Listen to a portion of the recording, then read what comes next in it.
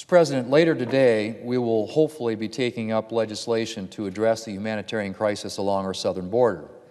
2019 has seen an overwhelming flood of migrants. So far this fiscal year, roughly 600,000 individuals have been apprehended at our southern border.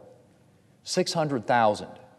That's approximately 200,000 more people than were apprehended during fiscal year 2018. And we still have more than 3 months to go. Agencies that deal with the situation on the border are stretched to the breaking point. Shelters are overloaded, and providing adequate medical care is becoming more and more difficult. The Department of Homeland Security has been forced to pull nearly 1,000 Border Patrol officers from other areas to assist with the surge of migrants. The Department of Health and Human Services, which is tasked with caring for unaccompanied children who cross the border, will be out of money to care for these children by early July.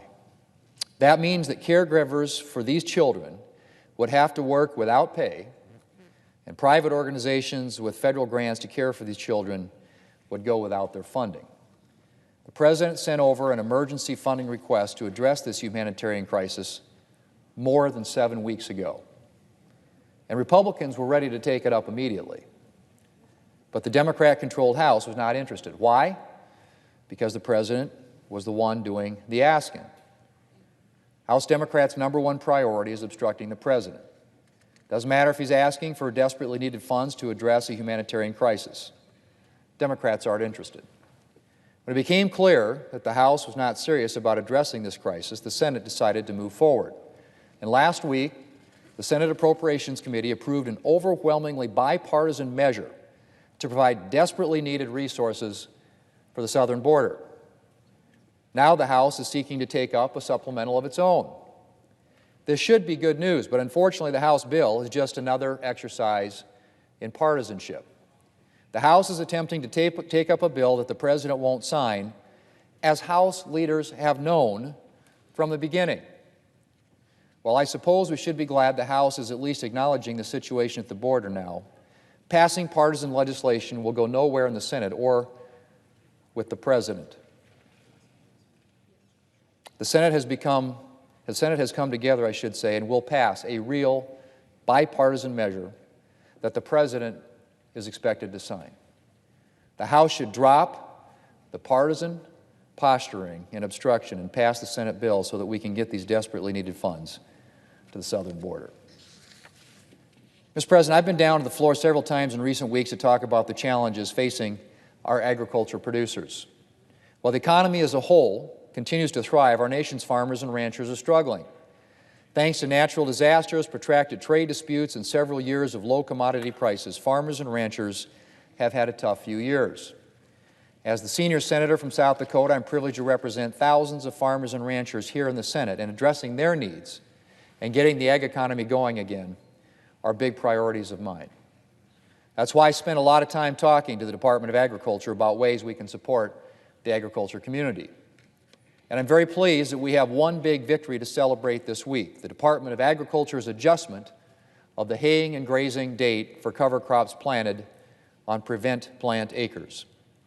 Mr. President, farmers and ranchers throughout the Midwest are currently facing the fallout from severe winter storms, heavy rainfall, bomb cyclones, and spring flooding. Planting is behind schedule, and some farmers' fields are so flooded that they won't be able to plant corn or soybeans at all this year. As a result, many farmers will be forced to plant quick-growing cover crops on their prevent plant acres for feed and grazing once their fields finally dry out, and to protect the soil from erosion. But before last week's Agriculture Department decision, farmers in northern states like South Dakota faced a problem. The Department of Agriculture had set November 1 as the first state on which farmers could harvest cover crops planted on prevent plant acres for feed or use them for pasture without having their crop insurance indemnity reduced. Farmers who hayed or grazed before this date faced a reduction in their prevent plant indemnity payments, those crop insurance payments that are designed to help them cover their income loss when fields can't be planted due to flooding or other issues.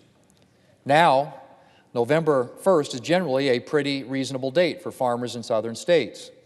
But for farmers in northern states like South Dakota, November 1st is too late for harvesting thanks to killing frost and the risk of late fall in early winter storms. and it is too late to maximize the use of cover crops for pasture, since a killing frost is liable to flatten cover crops before they are grazed. I heard from a lot of farmers about this November 1st date and the dilemma that they were facing about whether to plant cover crops that they might not be able to harvest or to graze.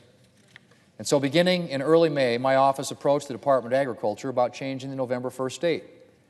I then led a bipartisan group of Senate Agriculture Committee members in sending a letter to the department making our case for farmers. And then I followed the letter with a request for a face-to-face meeting with top Agricultural Department officials so that I could explain the challenges that farmers were facing in person. And a week and a half ago, USDA Deputy Secretary Steve Sensky and USDA Undersecretary Bill Northey came to my office. During our meeting, I emphasized that not only did the date need to be changed, but it needed to be changed now so farmers could make plans to seed cover crops. The decision about whether or not to plant a cover crop is a time-sensitive decision, and farmers were rapidly running out of time to make that call. 1 week after our meeting, the Department of Agriculture announced that it would move up the November 1st date for this year by 2 months to September 1st, a significant amount of time that will enable a lot of South Dakota farmers to plant cover crops without worrying about whether they will be able to successfully harvest or graze them. I met with South Dakota farmers in Aberdeen, South Dakota on Friday, and they were very happy about the Department of Agriculture's decision. Mr. President, cover crops are a win-win. They're good for the environment because they prevent soil erosion, which can pollute streams and rivers and worsen flooding. And they're good for farmers because they improve soil health, protect soil from erosion, and can provide an important source of feed. That second benefit is particularly important for farmers right now. Due to last year's severe and lengthy winter, feed supplies disappeared, leaving no reserves. Corn stocks, a source of grazing and bedding, will be in short supply this year, and so will the supply of alfalfa due to winter kill. Cover crops will be crucial to alleviating this feed shortage. I'm currently working with the Department of Agriculture to ensure that farmers have flexibility to use existing supplies of available seed for cover crops. And I will be encouraging the Agricultural Department to release Conservation Reserve Program acres for emergency haying and grazing this year to further address the feed shortage. Mr. President, I'm very pleased that the Department of Agriculture heard the concerns that we were expressing and moved this November 1st haying and grazing date up to September 1st for this year. South Dakota farmers and ranchers can rest assured that I will continue to share the challenges they're facing with the Agriculture Department. And I will continue to do everything I can here in Washington to support our nation's farmers and ranchers and to get our agricultural economy back on its feet. Mr. President, I yield the floor.